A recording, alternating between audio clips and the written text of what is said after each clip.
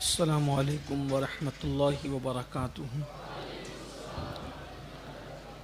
الحمد للہ رب العالمین والعاقبۃ للمتقین والصلاة والسلام علی سید الانبیاء والمرسلین وعلی آلہ واصحابہ الطیبین الطاہرین، اما بعد فاعوذ باللہ من الشیطان الرجیم، بسم اللہ الرحمن الرحیم۔ ولا تقولوا لمن يقتل في سبيل الله اموات بل کس زبان سے ہو بیاں داستان اہل بیت، کس زبان سے ہو بیاں داستان اہل بیت، مدح گوئے مصطفیٰ ہے مدح خوان اہل بیت، ان کی پاکی کا خدائے پاک کرتا ہے بیان، ان کی پاکی کا خدائے پاک کرتا ہے بیان، آیے تطہیر سے ظاہر ہے شان اہل بیت۔ سبحان اللہ سبحان اللہ۔ سر کٹانا جان دینا کوئی تجھ سے سیکھ جائے، جان عالم ہو فدا اے خاندان اہل بیت، سبحان اللہ۔ اور حوریں کرتی ہے عروسان شہادت کا سنگھار، سبحان اللہ۔ خوب رو دولہا بنا ہے ہر جوان اہل بیت، سبحان اللہ۔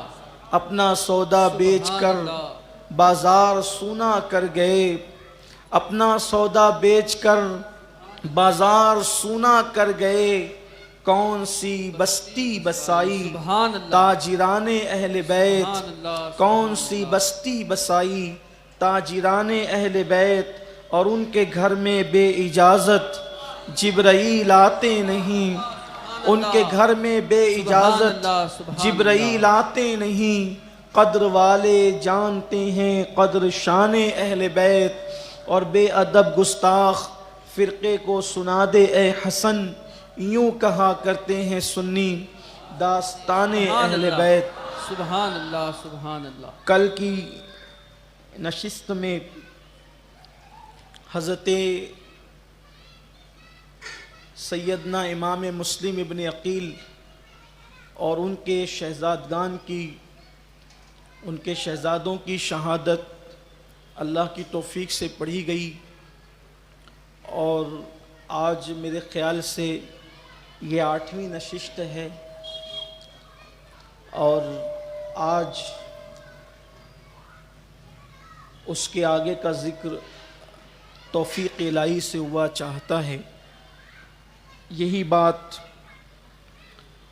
کہ ہر سال اور بار بار ان واقعات کو اس لیے دہرایا جا رہا ہے یا دہرایا جاتا رہا ہے یا دہرایا جائے گا تاکہ ہمارے مردہ قلوب کے اندر انقلاب کی رمق پیدا ہو، اور عزم اور حوصلہ اللہ مسلم امہ کو عطا فرمائے۔ کل کی حکومتیں بھی، یعنی جو بنو امیہ کی حکومت تھی، اس نے بھی ذکر اہل بیت کو روکنے کی کوشش کی، اور آج کے حکمراں بھی ذکر اہل بیت کو روکنے کی کوشش کر رہے ہیں۔ کبھی آپ نے سوچا کہ حکومتیں ہی کیوں روکتی ہے ذکر اہل بیت کو؟ حکومتیں ہی کیوں روکتی ہے؟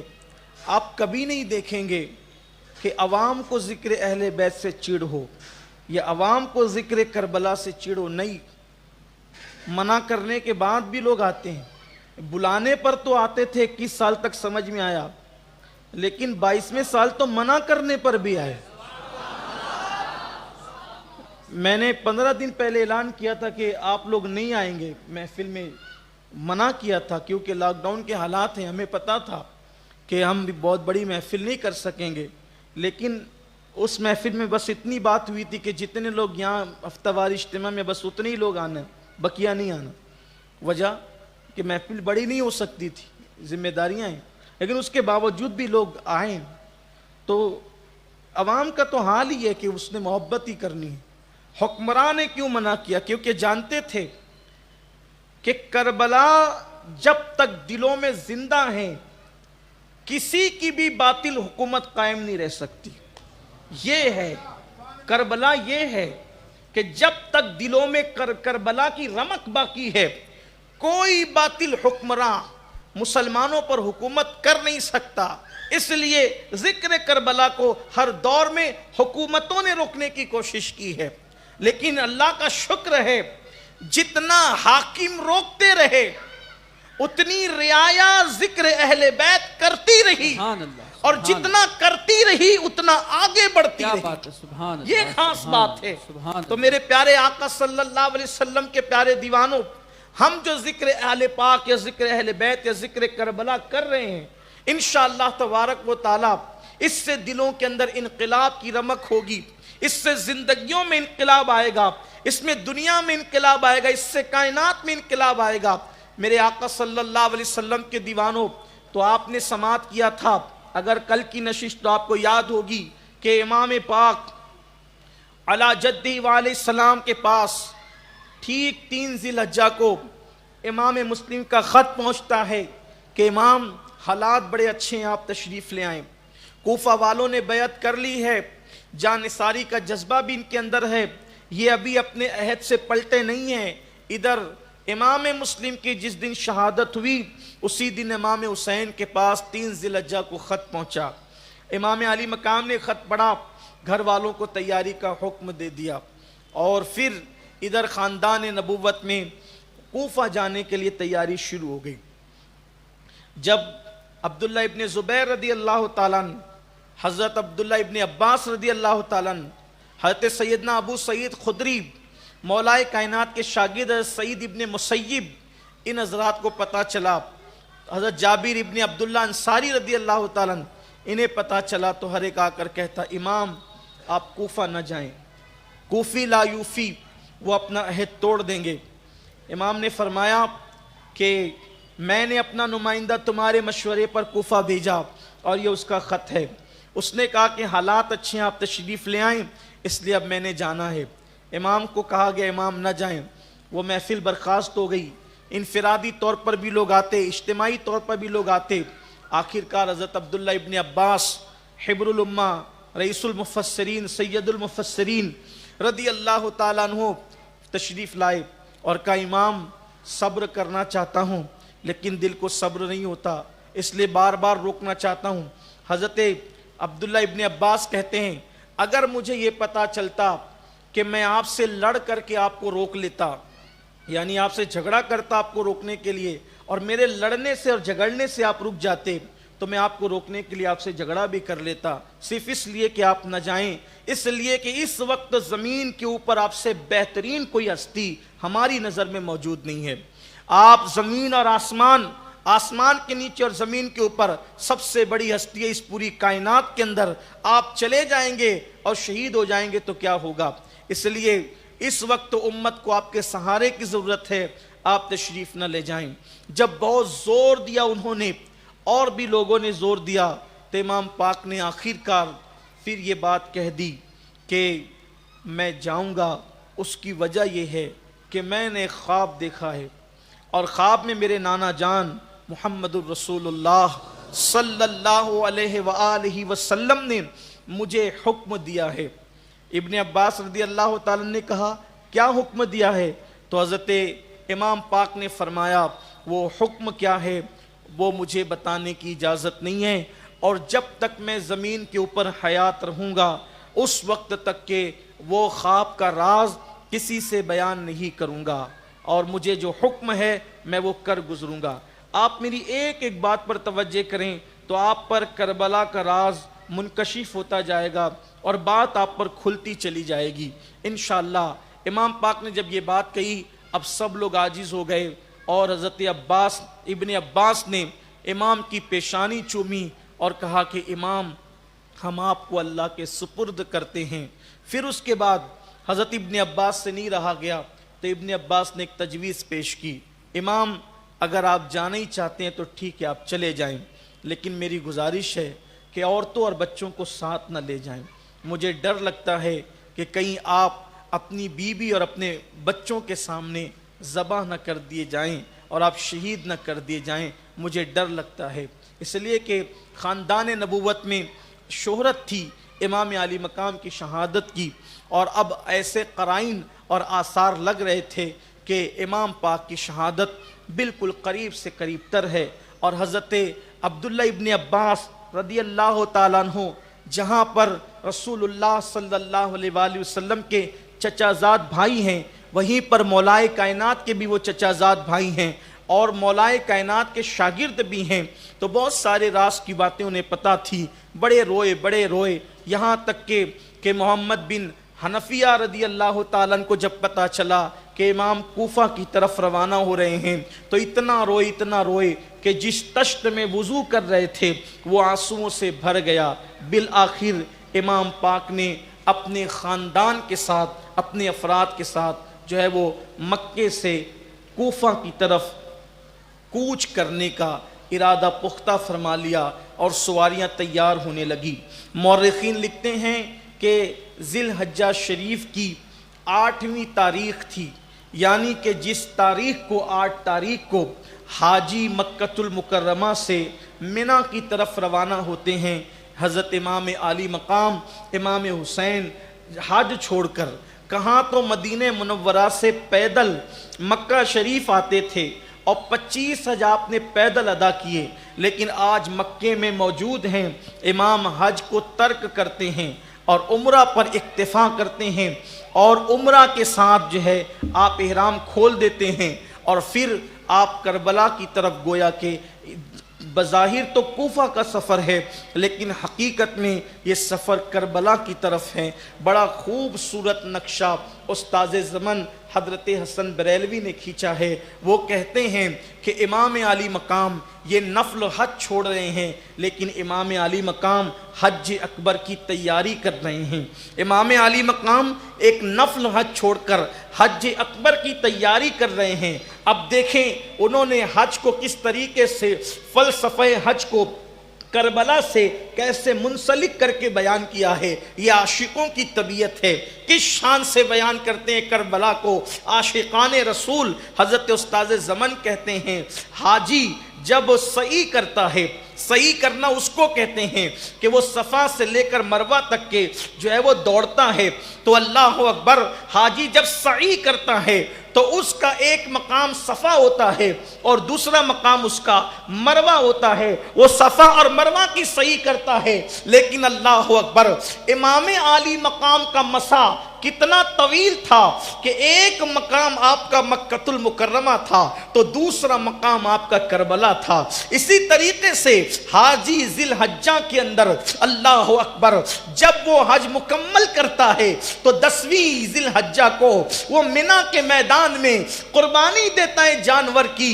امام حسین کا وہ حج اکبر تھا کہ حاجی منی میں قربانی دیں گے، حسین کربلا میں قربانی دیں گے۔ یہ 10 ذی الحجہ ہوگی، وہ 10 محرم ہوگی، یہاں مینڈے اور بکرے اور اونٹ ذبح ہوں گے، وہاں علی اکبر جیسا ہم شبیہ پیمبر ذبح ہوگا، وہاں قاسم کی جوانی لٹے گی، وہاں علی اصغر جیسا معصوم شہزادہ ذبح ہوگا۔ میرے پیارے آقا صلی اللہ علیہ وآلہ وسلم کے پیارے دیوانوں، پھر دیکھیں تو صحیح، حاجی جب حج کے لیے آتے ہیں تو پھر منی کی وادیوں میں بازار بھی لگتا ہے، منی کی وادیوں میں بازار بھی لگتا ہے اور حاجیوں سے چیزیں خرید و فروخت کی جاتی ہے۔ حسین کربلا میں ایسی دکان لگائیں گے جس کی رونق قیامت تک کے باقی رہے گی۔ اللہ اکبر، پھر حال یہ ہے منی میں حج کر کے جب حج ختم ہو جاتا ہے تو 11 ذی الحجہ کے بعد پھر منی میں کوئی نظر نہیں آتا، لیکن حسین کا وہ حج اکبر ہوگا کہ منی میں پہلے رونق ہوتی ہے پھر منی خالی ہو جاتا ہے، لیکن یہ میدان کربلا ہے، جب تک حسین نہیں پہنچے تھے وہ کربلا ویران اور بے رونق تھا۔ حسین پہنچیں گے تو قیامت تک کے لیے کربلا آباد کر دیا جائے گا، کربلا آباد ہو جائے گا اور ایسا آباد ہوگا کہ اللہ اکبر، پھر وہاں 24 گھنٹے دیوانوں کا مجمع ہوگا، وہاں عاشقوں کی بھیڑ ہوگی۔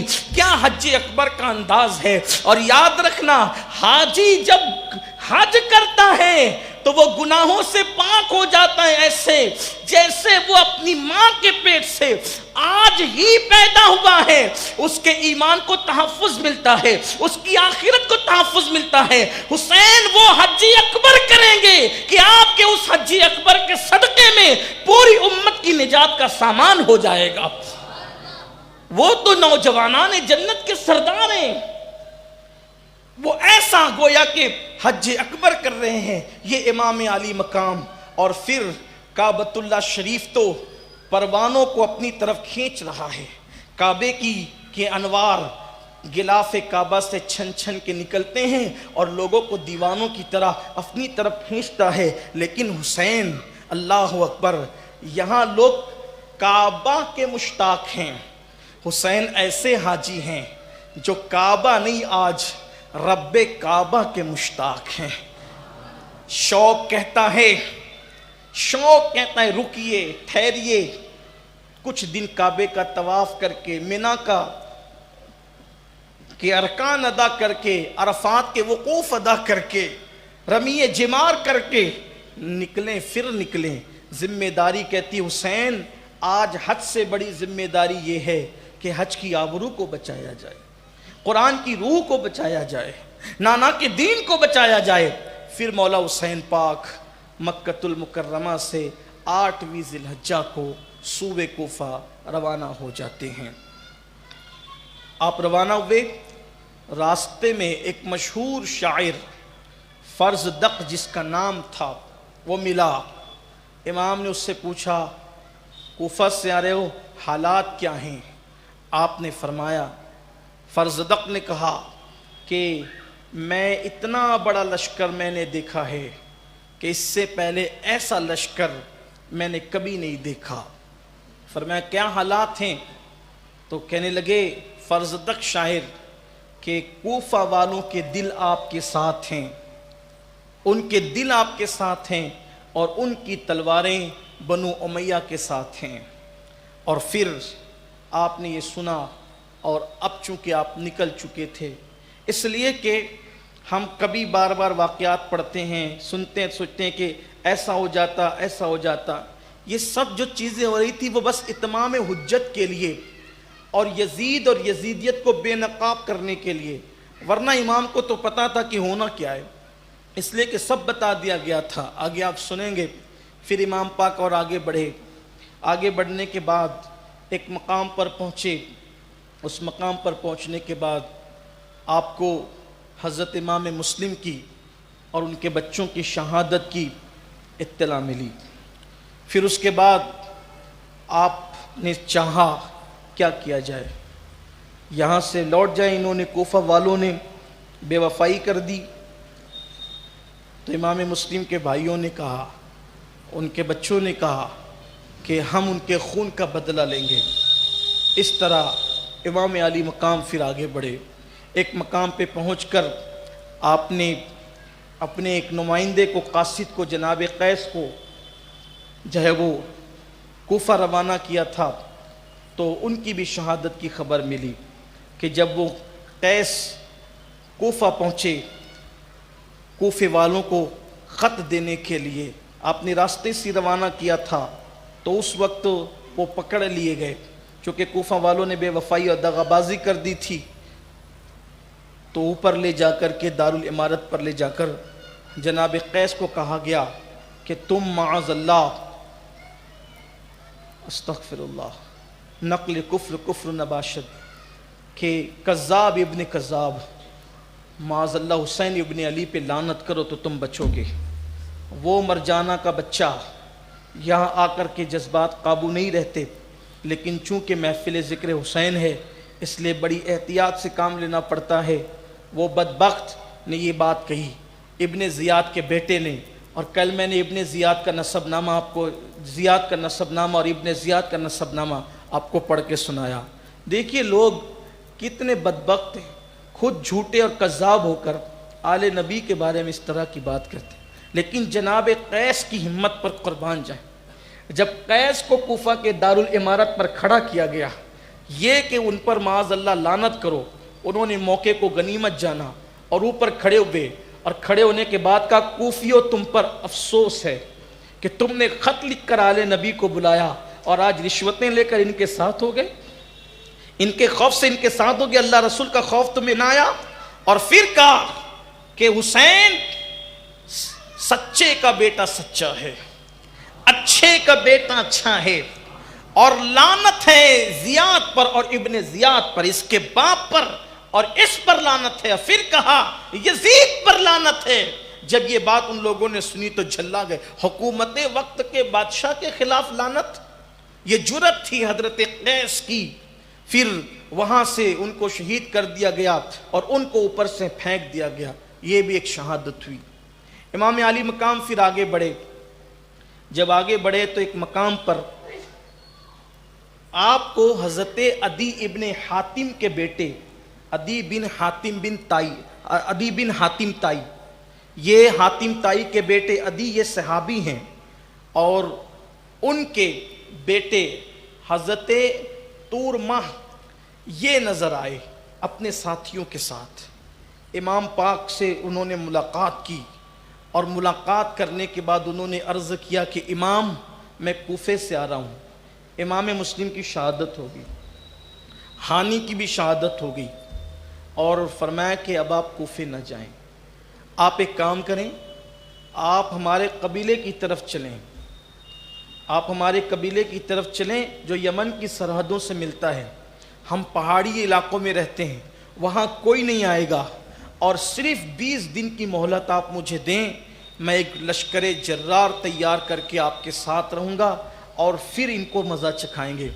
امام نے فرمایا کہ اللہ تمہیں جزائے خیر دے، لیکن مجھے تو کسی اور بات کا حکم ہوتا ہے، اور آپ نے اپنے سفر کو جاری رکھا۔ امام پاک سے انہوں نے کہا کہ میں کوفہ سے اپنے بال بچوں کے اخراجات لے کر کے وطن جا رہا ہوں، تھوڑی دور پر میرا علاقہ ہے، تو میں وہ سامان پہنچا کر واپس آتا ہوں۔ طور ماہ واپس آئے بھی، لیکن جب واپس آئے تو امام علی مقام کی شہادت ہو چکی تھی۔ پھر اس کے بعد کوہ ذی الحشم پر جب یہ قافلہ پہنچا تو وہاں پر آپ نے چونکہ پڑاؤ ڈالا ہوا تھا، دیکھا کہ دور سے لشکر آ رہا ہے۔ مورخین نے لکھا ہے کہ 1000 یا 1500 کا وہ لشکر تھا، اور اس کی قیادت حور بن یزید نام کے ایک شخص کر رہے تھے۔ وہ آئے، اور آنے کے بعد انہوں نے امام سے کہا کہ ابن زیاد نے مجھے بھیجا ہے تاکہ میں آپ کو قید کر کے اس کے پاس لے جاؤں۔ حضرت حر نے جب یہ بات کہی کہ میں معاذ اللہ قید کر کے آپ کو لے جاؤں، امام پاک نے فرمایا حر تیری ماں تجھ پر روئے، کیا تو مجھے قیدی بنا کے لے جائے گا؟ حر نے جواب دیا امام یہ بات اگر عرب میں کوئی انسان مجھ سے کہتا تو میں اس کی ماں کو پلٹ کر جواب دیتا، لیکن میں آپ کی امی جان کو پلٹ کر جواب نہیں دوں گا، اس لیے کہ آپ کی ماں بنت پیمبر فاطمۃ الزہرا کی ذات ہے، اس لیے میں پلٹ کر کوئی جواب آپ کو نہیں دوں گا۔ میں سمجھتا ہوں کہ بہت ساری وجوہات میں سے سب سے بڑی وجہ مجھے یہ لگتی ہے کہ حر نے پلٹ کر سیدہ فاطمۃ الزہرا کی شان میں کوئی بے ادبی نہیں کی۔ اللہ کو منظور نہ ہوا جو میرے نبی کی شہزادی کے نام کا اتنا احترام کرتا ہے وہ جہنم میں کیسے چلا جائے، اس لیے قدرت نے حر کو پلٹنے کی توفیق عطا فرمائی۔ دیکھو یہ نام فاطمۃ الزہرا کے احترام کی برکت ہے، یہ تعظیم کی برکت ہے کہ حر کو اللہ نے پلٹنا نصیب فرمایا۔ کہتے ہیں امام پاک نے دیکھا کہ حر جو ہے اس کے ساتھی اور اس کی سواریاں کانپ رہی ہے، ہانپ رہی ہے، ہپائی ہے ان کے اندر۔ فرمایا کہ یہ تیری سواریاں کیوں ہانپتی ہے؟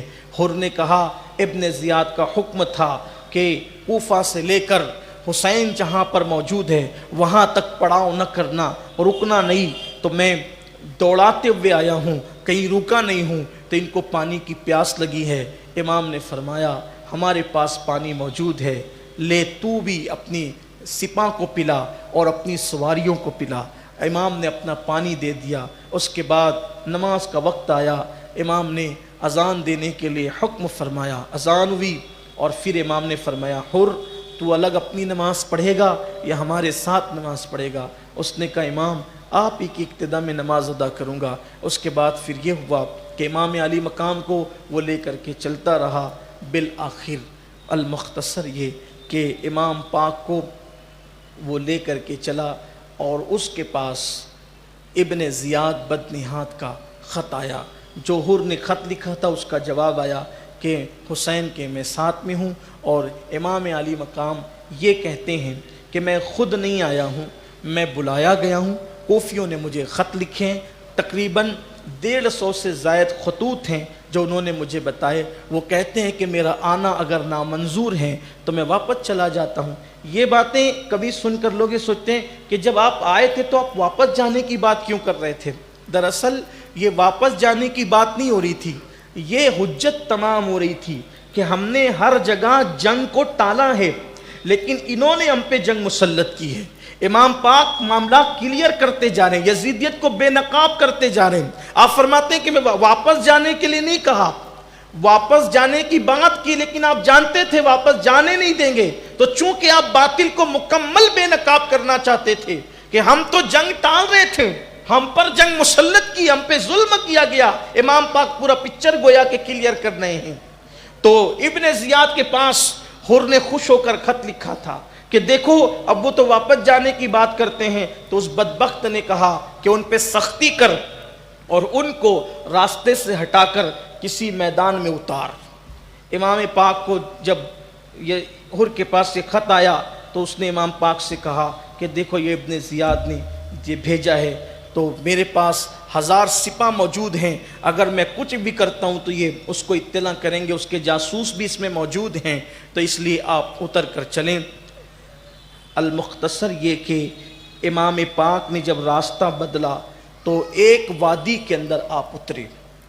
جب اس وادی کے اندر آپ اترے تو اس وادی کا حال یہ تھا کہ مورخین لکھتے ہیں کہ وہ وادی میں ایسی عجیب و غریب بو آتی تھی، اس کی بو ایسی تھی جس سے یوں لگتا تھا کہ تکلیف اور بلائیں، جس کوئی مقام پہ پہنچو تو کیسے وحشت ہوتی ہے، ویسی وحشت کی بات تھی۔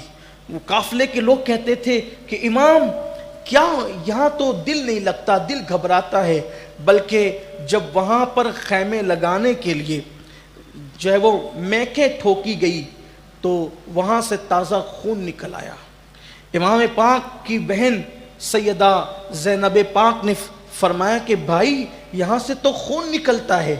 امام پاک کے پاس جو ہے وہ ایک مٹی تھی آپ کے ساتھ، ذبح عظیم کے مصنف لکھتے ہیں کہ ایک مٹی تھی آپ کے پاس، آپ نے وہ مٹی نکالی اور وہ مٹی اس میدان کی مٹی اٹھائی اور دونوں کو ملایا تو دونوں کا رنگ ایک تھا۔ امام پاک نے فرمایا اس کو کیا کہتے ہیں؟ تو بتایا گیا کہ اس کو کربلا کہتے ہیں، وادی طف اس کو کہتے ہیں، کربلا کہتے ہیں اس کو۔ امام نے فرمایا اللہ اس کے رسول نے سچ فرمایا۔ پھر آپ نے فرمایا کہ یہی وہ مقام ہے جہاں پر ہماری آخری آرام گاہ ہے، اب یہاں سے ہم نے نہیں جانا ہے۔ حالانکہ بعض مورخین نے یہ بھی لکھا ہے کہ وہاں آپ رکے اور رکنے کے بعد حر نے کہا کہ میں عورتوں اور بچوں کا بہانہ کر کے اپنی سپاہ کو دور لے جا کر کے روکوں گا اور آپ رات کو چلے جائیں۔ لیکن امام علی مقام رات بھر جاتے، صبح کو جب واپس آتے تو اسی میدان میں، دوسرے دن بھی یہی، تیسرے دن بھی یہی ہوا۔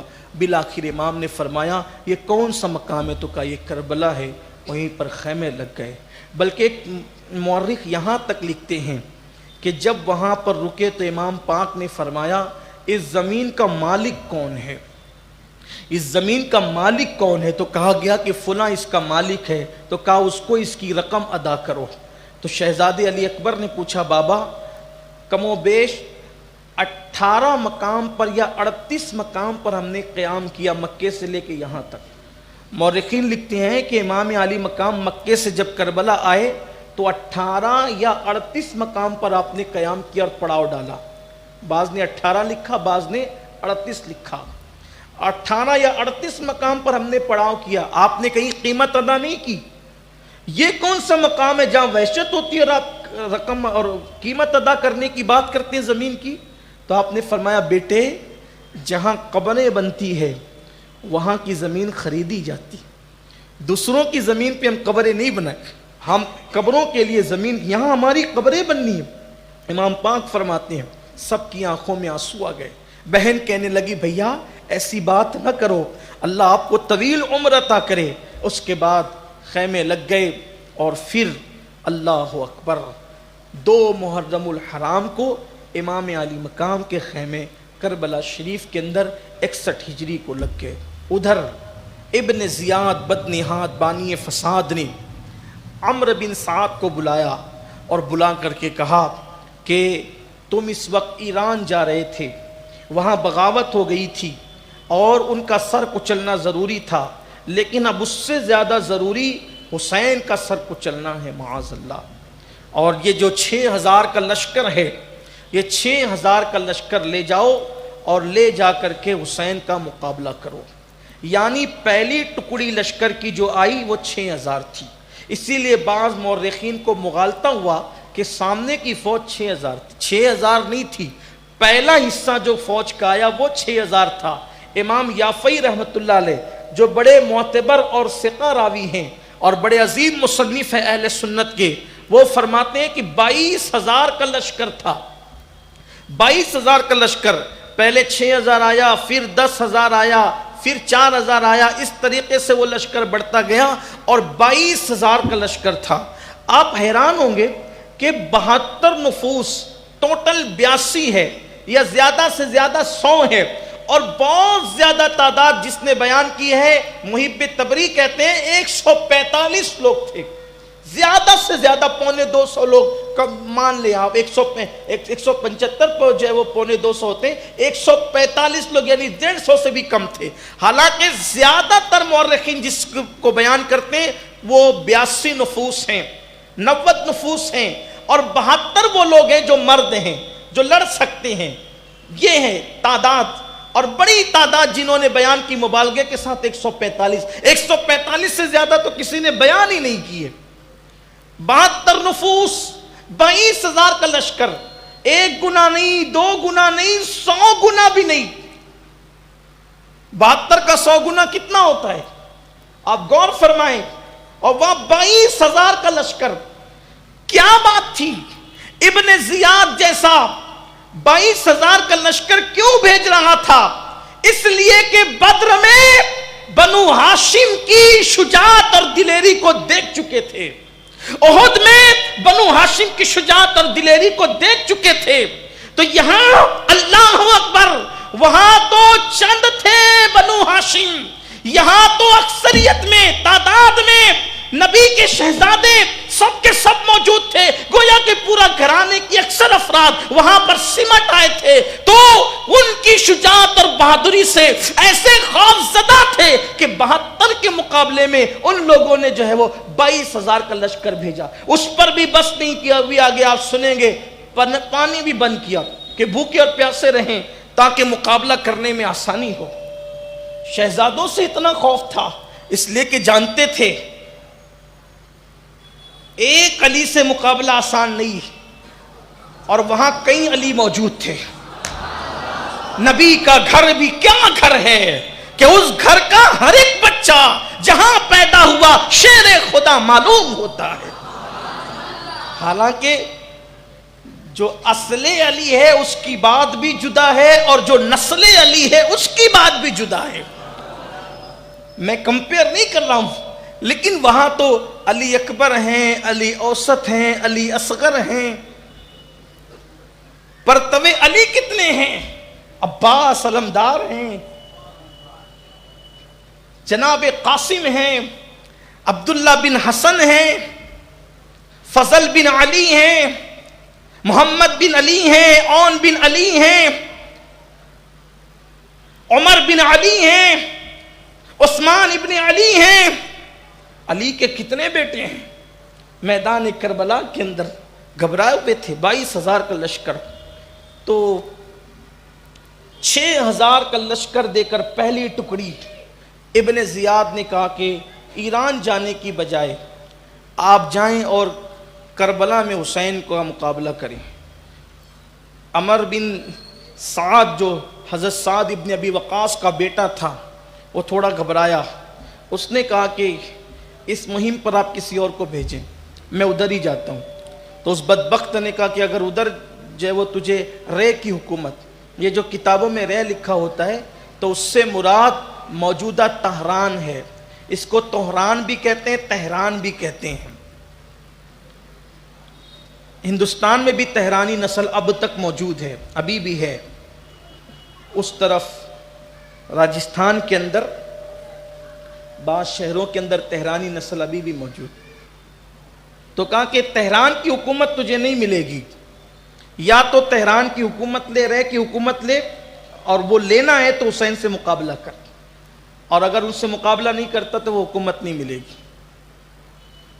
جب یہ بات عمرو بن سعد کے گھر والوں کو پتہ چلی تو گھر کے ہر فرد نے کہا کہ نبی کی اولاد کے خون میں اپنے ہاتھ نہیں رنگنا، رے کی حکومت چھوڑ دے۔ لیکن یہ مصیبت مول مت لکھ، قیامت تک لوگ تجھ پر لعنت کرتے رہیں گے، تان کرتے رہیں گے، یہ کام نہیں کرنا۔ وہ سوچتا رہا، اس کے بھانجے نے، اس کے بیٹوں نے بھی اس کو مشورہ دیا، لیکن انسان پر جب دنیا کا نشہ چڑھ جاتا ہے، دنیا کی محبت کا نشہ، تو پھر وہ جلدی سے مانتا نہیں ہے۔ اس بدبخت نے بالآخر یہ فیصلہ کیا کہ میں رے کی حکومت کے لیے حسین سے مقابلہ کروں گا، اور 6000 کا لشکر لے کر وہ پہنچا۔ جب وہ وہاں پر پہنچا، امام کو پتہ چلا کہ لشکر آ گیا ہے، تو امام علی مقام نے جو ہے وہ کوئی گفتگو اس سے نہیں فرمائی، اس نے اپنا آدمی بھیجا، اور آدمی بھیج کر کے کہا کہ وہ کیوں آئے ہیں؟ امام نے فرمایا ہم آئے نہیں، ہم بلائے گئے، اور بلایا گیا یہ خطوط ہیں۔ امام نے فرمایا کہ اگر میرا آنا ناپسند ہے تو میں تو یہ کہتا ہوں کہ میں جہاں سے مجھے واپس جانے دو۔ پھر امام نے فرمایا کہ اگر یہ بھی منظور نہیں ہے تو پھر مجھے ملک شام جانے دو، میں یزید سے خود بات کروں گا۔ بیعت کرنے کی بات تو امام نے کبھی نہیں کی، آپ نے کہا میں بات کروں گا۔ امام جانتے تھے کہ بیعت کرنے کے بعد بھی کچھ ہونا نہیں ہے، اور بیعت کرنے سے شریعت مطہرہ پر آنچ بھی آنی ہے اور جان بھی جانی ہے، اور اگر بیعت نہیں کرتے شریعت محفوظ ہوگی، جان جاتی ہے تو چلی جائے۔ امام جانتے تھے، اس لیے کہ امام حسن کے ساتھ کیا کیا گیا، امام حسن مجتبیٰ نے تو بیعت کر لی تھی بعض مورخین کے نزدیک، اس کے باوجود بھی انہیں زہر تو دیا گیا نا، زہر تو ملک شام سے ہی آتا رہا نا۔ یزید کی کوششیں، جیسے کہ میں امام حسن کے ضمن میں بیان کر چکا ہوں کہ مروان کے ذریعے سے ملک شام سے جو ہے وہ زہر آتا رہا اور دیا جاتا رہا، کم و بیش 4 سے 5 مرتبہ زہر دیا گیا، جان تو لے لی گئی نا، جان تو اس وقت بھی لی گئی۔ تو یزید تو خاموش بیٹھنے والا نہیں تھا، اس کے لیے تو آل نبی کا وجود ہی بہت بڑی مصیبت تھی، وہ برداشت نہیں کر سکتا تھا۔ تو امام پاک جانتے تھے انجام کیا ہونا ہے، جان جاتی ہے تو چلی جائیں، شریعت کی آبرو نہیں جانے دیں گے۔ تو یزید تو یوں بھی جان لیتا تھا، جیسے امام حسن کی جان لی یزید نے، امام حسن پاک کی جان لی، امام حسین کی بھی لیتا، اس کو برداشت نہیں تھا اس بدبخت کو۔ اور آپ جانتے ہیں کہ بنو ہاشم سے اس کی دشمنی کا عالم کیا تھا۔ میرے پیارے آقا صلی اللہ علیہ وآلہ وسلم کے پیارے دیوانوں، ہوا کیا؟ عمر بن سعد نے جب یہ بات سنی، کیا فرماتے کہ مجھے واپس جانے دو جہاں سے میں آیا ہوں، یا یزید سے مجھے خود بات کرنے دو، میں ملک شام جاتا ہوں، تیسری بات، یا پھر کسی ایسے علاقے میں مجھے جانے دو جہاں میں جا کر گوشہ عافیت میں اپنی زندگی گزار لوں۔ امام جانتے تھے کچھ قبول اور منظور نہیں ہونا ہے، آپ حجت تمام کر رہے ہیں، بار بار کہتا ہوں، بے نقاب کر رہے ہیں۔ ہم جنگ کو ٹالتے رہے، ہم لڑائی کو ٹالتے رہے، لیکن لڑائی ادھر سے مسلط ہو رہی تھی۔ بے نقاب کیا امام نے، قدم قدم پر بے نقاب کیا۔ عمر بن سعد تو خوش ہو گیا، دیکھو یہ مسئلہ کتنی جلدی سے اچھے سے حل ہو رہا ہے۔ اس نے جو ہے وہ خط لکھا کہ ابن زیاد دیکھ، امام تو اس طرح کی بات کر رہے ہیں، اس سے بہت بڑا فائدہ ہوگا، مسئلہ ہی حل ہو جائے گا، اور لڑائی بھی نہیں ہوگی، جنگ بھی نہیں ہوگی۔ جب یہ خط وہاں پہنچا تو ابن زیاد نے سوچا کہ بات تو اچھی ہے، ایک کام کرتے ہیں، چلو مسئلہ حل ہوتا ہے تو ہو ہی جائے۔ وہاں پر شمر ذل جوشن بیٹھا ہوا تھا، یہ اس کو کوڑ کا مرض تھا، یہ کوڑی تھا، وہ بدبخت بیٹھا ہوا تھا۔ اس نے کہا ابن زیاد سے کہ آج وہ تیرے قبضے میں ہے، اور اگر آج وہ تیرے قبضے میں ہے تو چھوڑ دے گا تو تو ذلیل ہو جائے گا، ان کو جانے مت دے، ان کو قتل کر یا ان کو غلام بنا کر بلا، قیدی بنا کر بلا، تاکہ لوگ تیری عزت اور حشمت اور تیرا دبدبہ دیکھیں۔ اور میں نے تو سنا ہے کہ ابن سعد رات بھر بیٹھ کر ان سے گفتگو کرتا رہتا ہے، ساز باز کر لیا اس نے، وہ ڈھیل دے رہا ہے، معاملے کو طول دے رہا ہے، اگر تو نے ان کو چھوڑ دیا تو تو ذلیل ہوگا، عزت تو نہیں کی ہوگی۔ اس نے خوب ورغلایا اس بدبخت نے۔ دیکھو امراض قدرت دیتی ہے، کسی کو اگر مرض و قدرت بطور امتحان مرض دے، قدرت دے، ہم اس پر کوئی بات نہیں کرتے، لیکن قدرت جو ہے نا ایسے امراض جو ہے وہ ذلیلوں کو دیتی۔ ذلیل لوگ اگر قدرت کسی نیک بندے کو دے تو اس کی طرف سے آزمائش اور امتحان ہوتے، درجات بلندی کا ذریعہ ہوتے ہیں، آدمی دیکھ کے پتہ چلتا ہے۔ لیکن یہ جو کوڑی تھا، حضور نے فرمایا وہ کوڑی کتا، سرکار علیہ السلام کی حدیث، جلال دیکھیں حدیث نبوی کا، فرمایا کہ میں دیکھ رہا ہوں کہ میرے خون میں کوڑی کتا، برس والا کتا، برس زدہ کتا منہ ڈبو رہا ہے۔ یاد رکھنا سنیوں، اچھی طرح یاد رکھنا، اہل بیت کی دشمنی کوڑی بنا دیتی ہے، اہل بیت کی دشمنی لا ولد اور بانج بنا دیتی ہے، اہل بیت کی دشمنی ذلیل اور رسوا کر دیتی ہے۔ اللہ تبارک و تعالی زبان دے، دولت دے، طاقت دے، قوت دے تو ظلم نہیں کرنا۔ ظلم کتے پہ کرو گے تو بھی نتیجہ بھیانک ہے، ظلم جانور پہ کرو گے تو بھی نتیجہ بھیانک ہے، ظلم بیوی بچوں پہ کرو گے تو بھی نتیجہ بھیانک ہے، لیکن جب ظلم اہل بیت پہ کرو گے تو اہل بیت پہ ظلم کا نتیجہ یہ ہے کہ تم نے رسول اللہ سے ڈائریکٹ لڑائی مول لی ہے۔ جب کوئی کسی عام ولی سے لڑائی کرتا ہے، دشمنی لیتا ہے، تو اللہ فرماتا ہے جو میرے ولی کے ساتھ بغض رکھے میں اس کے ساتھ اعلان جنگ کرتا ہوں۔ مجھے بتاؤ جو اولیاء حسین کے در کے غلام ہیں، جب ان سے بغض رکھنے والوں سے قدرت جنگ کا اعلان کرتی ہے تو وہ حسین ابن علی جن کے بارے میں حضرت شان ریاض بے نیاز نے فرمایا اللہ اکبر، اے دل بگیر دامن سلطان اولیاء، اے دل بگیر دامن سلطان اولیاء، یعنی حسین ابن علی جان اولیاء، اولیاء کی جان ہے حسین، حسین پاک ولیوں کی جان ہے۔ اللہ اکبر۔ تو وہ کوڑی کتا شمر لعین اس بدبخت نے کہا کہ ایسا ہو رہا ہے، اس کو چڑھایا ابن زیاد بدنہاد کو، وہ بھی کوئی شریف تو تھا نہیں، زنا کی اولاد تھا، وہ غصے میں نہیں کہہ رہا ہوں میں، کل نسب نامہ اس کا پڑھ چکا ہوں، آپ سن چکے ہیں۔ تو اس بدبخت نے پھر اور لشکر بھیجا اور لشکر بھیجا، اس سے 22,000 کا لشکر جمع ہوا اور خط میں بھیجا لکھ کر کے شمر کے ہاتھوں ابن سعد کے نام، تو یہ کام نہیں کرتا تو تیری گردن اڑا دی جائے گی اور یہ کام شمر کرے گا، یہ کام شمر کرے گا۔ شمر خط لے کر کے پہنچا اور پہنچنے کے بعد عمر بن سعد سے کہا ابن سعد اگر تو یہ کام نہیں کرتا تو یہ کام میں انجام دوں گا، اگر تو یہ کام نہیں کرتا تو یہ کام میں نے انجام دینا ہے اور تو معزول ہو جا۔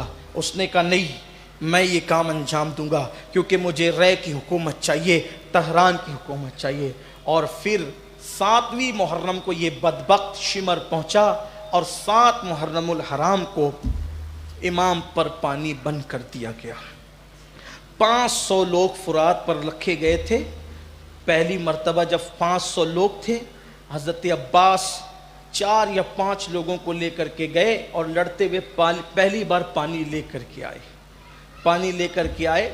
شروع میں 7ویں محرم کی صبح کو پانی پہنچا، لیکن جب وہ پانی ختم ہو گیا، جب انہوں نے دیکھا کہ یہ پانی لے کر کے گئے ہیں تو پھر انہوں نے اتنا پہرا بڑھا دیا کہ پھر وہاں پہنچنا مشکل ہو گیا۔ اس طرح سے 7 محرم سے، اور ایک کتاب میں یہ بات بھی موجود ہے کہ پانی کے لیے اہل بیت تک پانی پہنچانے کے لیے حضرت عباس نے اتنی کوشش کی حضرت غازی عباس نے، اتنی محنت کی کہ وہاں 3 سے 4 کنویں کھودنے کی کوشش، تاریخ میں آتا ہے، لیکن وہاں پانی نہیں نکلا۔ وہاں قدرت کو منظور یہی تھا۔ بلکہ بعض صوفیہ نے تو، یہ کتاب کی روایت نہیں ہے، یہ سینہ بسینہ ایک بزرگ نے بیان فرمایا کہ بعض بزرگوں نے تو یہاں تک کہ فرمایا صوفیہ نے کہ کربلا میں جس دن 7 محرم کو پانی بند ہوا، یہ سینہ بسینہ والی روایت ہے، اس کو قبول کرنا ہو تو کرنا، چھوڑ دینا، کتاب والی نہیں۔ اور یہ سینہ بسینہ والی روایت میں بیان نہیں کرتا تقریر میں، کتابی والی بیان کرتا ہوں، لیکن آج زبان پر آ گئی تو عرض کرنا۔ 7 محرم سے لے کر 10 محرم تک حضرت امام علی اصغر کو گود سے گود میں منتقل کیا جاتا رہا، زمین پہ نہیں رکھا گیا۔ یہ ہمارے صوفیہ نے بیان کیا ہے، ہمارے بزرگوں نے، ہمارے مشائخ نے بیان کیا ہے۔ 7 محرم سے پانی بند ہونے سے لے کر 10 محرم تک علی اصغر گود میں یا جھولے میں رہے، زمین پہ نہیں ڈالے گئے۔ وجہ یہ تھی کہ اگر علی اصغر زمین پہ ڈال دیے جاتے، اگر علی اصغر زمین پہ ڈال دیے جاتے اور روتے ہوئے ایڑیاں رگڑ دیتے تو پھر وہاں کوئی چشمہ ابل پڑتا، وہاں پھر کوئی چشمہ ابل پڑتا۔ اس لیے گود سے گود میں منتقل، ہمارے مشائخ کی بات ہے، جو مشائخ نے کہا اگر آپ قبول کر سکتے ہو کوئی بات نہیں، یہ میں نے جو ہے وہ آپ تک وہ بات پہنچائی، آپ کے لیے کتاب ہی ٹھیک ہے، لیکن یہ باتیں بھی ہے۔ حضرت وارث پاک فرماتے تھے کتابوں کی کربلا اور ہے، عاشقوں کی کربلا اور ہے۔ فرماتے تھے کہ اب بھی عاشقوں کو کربلا دکھائی جاتی ہے۔ اسی لیے تو حضرت علاء الحق پنڈوی رحمۃ اللہ علیہ 10 دن تک کمرے میں بند ہوتے تھے۔ ہمارے اکثر مشائخ یہ 10 دن جو ہے وہ اپنے کمروں میں گزارتے تھے، کمرے میں رہ کر، اس لیے کہ ان کو کربلا دکھائی جاتی تھی۔ قدرت کی شان ہے۔ اب آپ کہیں گے کہ کربلا کیسے دکھائی جاتی تھی، ہندوستان سے یا پنڈوا سے؟ تو میں کہوں گا اس کو تو مانتے ہیں نا کہ جیلان میں کھڑے رہ کر کے غوث پاک نے عرفات دیکھا، وہ بھی بچپنے میں دیکھا۔ تو جب غوث پاک کو بچپنے میں عرفات دکھایا جا سکتا ہے تو پھر کسی کو کربلا بھی دکھایا جا سکتا ہے۔ نگاہ چاہیے، غوث پاک کی خیرات چاہیے، پھر وہ نظر آتا ہے۔ تو میرے آقا صلی اللہ علیہ وسلم کے دیوانوں، تو پانی کی کوشش کی گئی، یہ بھی تاریخ میں موجود ہے، لیکن پانی بند تھا، اس لیے کہ قدرت بھی بتا رہی تھی کہ جس کو نوجوانوں نے جنت کا سردار بنایا ہے اس میں ظرف کتنا ہے، طاقت کتنی ہے، امتحان دینے کا حوصلہ کتنا ہے۔ اور 7 محرم سے پانی بند ہوا، 7 محرم گزری، 8 محرم گزری، 9 محرم گزری۔ 9 محرم کو شام کے وقت سورج غروب ہو رہا ہوگا، سرزمین کربلا پر سورج 9ویں کا غروب ہو رہا ہوگا۔ اس وقت آپ امام پاک اپنی تلوار، جو دراصل مولائے کائنات کی تلوار تھی، ذوالفقار حیدری جس کو کہتے ہیں، مولا علی کی تلوار تھی، اس وقت امام پاک کے پاس تھی۔ امام حسین علی جدی علیہ السلام نے اس پر ہاتھ رکھا اور یوں سر رکھا، آنکھ لگ گئی۔ آپ یہاں غور کریں روایت پر، سامنے لشکر ہو، لشکر نہیں، اگر 2-4 لوگوں کے ہاتھ میں تلوار بھی ہو تو کئی راتوں کا جگا ہوا آدمی بھی سو نہیں پاتا، اس کے ہاتھ میں تلوار ہے۔ فساد کے موقع پر آپ دیکھیں، محلے میں گاڑیاں لگی ہے، پہرے لگے ہیں، یہ لگے وہ لگے، پھر بھی لوگ رات کو جگتے ہیں، پتہ نہیں کب حملہ ہو جائے۔ یہ دشمن سامنے 22,000 کا لشکر، سکون کتنا ہے کہ بستر تو بستر ہے، امام علی مقام تلوار پہ ہاتھ رکھ کر بھی سو رہے ہیں۔ یہ کتنے پرسکون رہنے کی علامت ہے۔ اور یاد رکھنا جو حق پر ہوتا ہے وہ ہمیشہ پرسکون ہوتا ہے، اور جو حق سے ہٹتا ہے وہ ہمیشہ بے چین ہوتا ہے. اسی لیے کسی نے کہا ہے کہ حسن کے 100 لباس ہیں پھر بھی وہ مطمئن نہیں. حسن کے 100 لباس ہیں پھر بھی وہ مطمئن نہیں. عشق پہن کے مست ہے یہ ایک دریدہ پیرہن. عشق پہن کے مست ہے یہ ایک دریدہ پیرہن. تو حسین پر سکون تھے, حق پر تھے, سچائی پر تھے, صداقت پر تھے. امام علی مقام تلوار پہ ہاتھ رکھ کے سو رہے, آنکھ لگی. امام پاک نے اس آنکھ لگی تھی کہ کوئی آواز سنی, گھوڑوں کے دوڑنے کی آواز سنی, جانوروں کے چلانے کی آواز سنی. امام پاک کی آنکھ کھلی تو آپ نے اپنے بھائی حضرت غازی عباس کو یاد کیا, عباس یہ کیسا شور ہے؟ سرکار عباس نے عرض کیا کہ آقا وہ لڑنے کے لیے انہوں نے اپنے گھوڑے دوڑا دیے. امام نے فرمایا ان سے کہو شام کا وقت ہے, وہ کیا چاہتے ہیں؟ کہ وہ بیعت چاہتے ہیں. ان سے کہو ایک رات کی مہلت دے دو, آنے والی شب عاشور ہے, ہم عبادت کریں, اللہ کی بارگاہ میں سجود نیاز پیش کریں, تلاوت کریں, کل صبح دیکھیں گے, ابھی مہلت دے دو. امام نے ایک رات کی مہلت دی. سیدہ زینب آئی, بھیا کیا ہوا؟ فرمایا بہن آج کی رات ہماری زندگی کی آخری رات ہے. بہن رو پڑی, ایسا نہ کہو. فرمایا ابھی آنکھ لگی تھی کہ نانا جان خواب میں آئے تھے. میں نے کہا آقا کیا ہو رہا ہے, آپ کی امت کیا کر رہی ہے؟ فرمایا حسین غم نہ کر, بہت جلد آپ ہمارے پاس آ جاؤ گے, بس ایک رات کی دیری ہے. رو پڑی سیدہ پاک, آپ نے تسلی دی. اب یہ شب عاشور ہے, یعنی کل ہمارے یہاں جو شب آئے گی شب عاشور, 61 ہجری کی شب عاشور. امام پاک نے مہلت لی. مہلت لینے کے بعد پہلے آپ نے سب کو جمع کیا, اور جمع کرنے کے بعد ایک خیمے میں, جو بڑا خیمہ تھا, اس میں سب آوان و انصار کو, اہل بیت کو, سب کو جمع کیا. اس میں سارے مرد تھے, اور امام نے فرمایا اللہ کی تعریف, اللہ کی حمد, جس نے ہمارے نانا کو سید الانبیاء اور سید العالمین بنایا, ان پہ درود و سلام, اور اس نے ہمیں اہل بیت بنایا, اس آخری نبی کی قرآن نازل کیا, قرآن سے ہمیں مکرم کیا, معظم کیا. آپ یہ سب پڑھنے کے بعد فرماتے ہیں اے میرے جانثارو, میرے ساتھیو, بات یہ ہے کہ یہ میرے خون کے پیاسے ہیں. مجھے پتہ ہے کہ جتنے وفادار میرے ساتھی ہیں اس وقت روئے زمین پر اتنے وفادار کسی کے ساتھی نہیں ہیں, لیکن بات اتنی ضرور ہے کہ یہ جو یزیدی اور شامی ہے یہ صرف میرے خون کے پیاسے ہیں. ایک کام کرو, تم میں کا ہر آدمی ایک ایک اونٹنی لے لے, ایک ایک سواری لے لے, اور ایک آدمی میرے ایک رشتہ دار کا ہاتھ پکڑے اور لے کر کے اس خیمے سے نکل جائے. تم چلے جاؤ, وہ تمہیں نہیں روکیں گے, تمہیں منع نہیں کریں گے, کیونکہ ان کو تکلیف مجھ سے ہے. وہ مجھے قتل کر کے مطمئن ہو جائیں گے. میں تم سے قیامت میں کوئی مواخذہ نہیں کروں گا, میں تمہارے لیے کوئی شکایت نہیں کروں گا. جاؤ تم سب چلے جاؤ, تمہاری جانیں بچ جائے گی. اور یہ کہہ کر امام نے چراغ بجھا دیا, اور چراغ بجھا کر کے فرمایا اگر تمہیں میرے سامنے اٹھ کر جانے میں جھجک ہوتی ہے تو میں نے چراغ بجھا دیا, میں تم میں سے کسی کو دیکھ نہیں پاتا, جاؤ اندھیرے میں نکل کر کے چلے جاؤ. اگر قیامت تک کوفہ والوں کی بے وفائی یاد کی جائے گی تو قیامت تک ان 72 تنوں کی وفا کو بھی یاد کیا جائے گا. جب امام حسین نے چراغ کو گل کر دیا اور بجھا دیا اور دیر تک آپ خاموش رہے تو پورے خیمے سے سسکیوں کی آواز اٹھ رہی تھی, اور پورا خیمہ گویا کہ سسکیوں سے گونج رہا تھا. خیمے کے اندر سسکیاں تھی.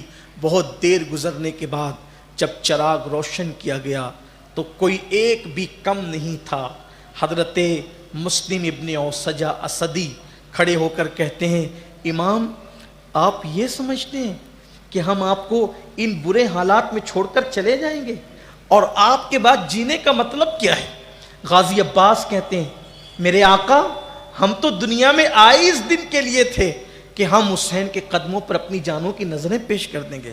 حضرت مسلم ابن عقیل کے بیٹے، مولائے کائنات کے اور دوسرے شہزادے امام قاسم سب کے سب امام سے کہتے ہیں جب تک ہمارا وجود ہے ہم آپ کو چھوڑ کر نہیں جائیں گے، اور ہم لوگوں کو کیا جواب دیں گے کہ ہم نے دشمن کے نرغے میں آپ کو چھوڑ کر چلے گئے، بی بی زہرا کو کیا منہ دکھائیں گے، رسول اللہ کو کیا منہ دکھائیں گے؟ امام جب تک ہم ہیں، آوان و انصار نے کہا آپ تو آپ ہیں، آپ کی کسی اولاد پر بھی ہم حرف نہیں آنے دیں گے، غبار نہیں اڑنے دیں گے۔ امام نے سب کو دعا دی، اور دعا دینے کے بعد فرمایا جاؤ اپنے اپنے خیموں میں چلے جاؤ اور اللہ کی بارگاہ میں عبادت کرو، توبہ استغفار کرو، درود پڑھو، اور اس طرح آوازاری کر کے اپنی رات کو گزارو۔ سنیو، میں بھی آپ سے کہتا ہوں کل کی شب عاشور ہے، توبہ استغفار دعائیں خوب کرنا، ادھر ادھر گھومنا پھرنا آوارہ گردی کرنا سب چھوڑو۔ امام کو عبادت کتنی پسند تھی کہ امام نے عبادت کی خاطر ایک رات کی مہلت لی۔ پھر اس کے بعد آپ خواتین کے خیمے میں گئے، سیدہ زینب اپنے بھائی کا ہاتھ پکڑ کر رونے لگی، بھیا کیا ہمارے خیمے اجڑ جائیں گے؟ آپ نے فرمایا بہن صبر کرو، سالار قافلہ اب اس قافلے کی تم ہی ہو، میں تمہیں وصیت کرتا ہوں، اور سینہ نہیں پیٹنا، کپڑے نہیں پھاڑنا، منہ پہ تماچے نہیں لگانا، صبر سے کام لینا، بہت صبر کرنا، وصیت کی۔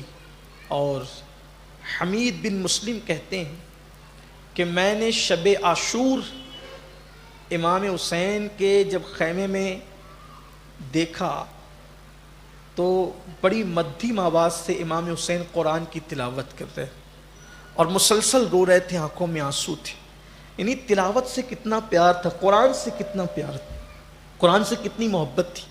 میں صرف یہاں آپ سے پوچھنا چاہتا ہوں ان حسینیوں سے، اور دنیا بھر میں جہاں تک میری آواز پہنچ رہی ہے وہاں تلاوت کے لیے مہلت مانگی دشمن سے، عبادت کے لیے، ذرا سوچیں آج سے پہلے کب ہم نے قرآن کھولا تھا اور کب تلاوت کی تھی؟ قرآن سے ہم کتنا دور ہو گئے، آپ غور کریں تو یاد بھی نہیں آئے گا کہ ہم نے آج سے پہلے قرآن کب کھولا تھا اور کب قرآن کھول کے پڑھا تھا۔ حمید بن مسلم کہتا ہے کہ میں نے تلاوت کی آواز سنی اور بہت خوبصورت تھی امام کی آواز۔ بہرحال وہ شب عاشور گزری، اور گزرنے کے بعد پھر صبح نمودار ہوئی۔ وہ عاشور کی صبح تھی 61 ہجری کی، جس کو قیامت تک کے لیے لوگ یاد رکھیں گے، دوست اور دشمن سب یاد رکھیں گے۔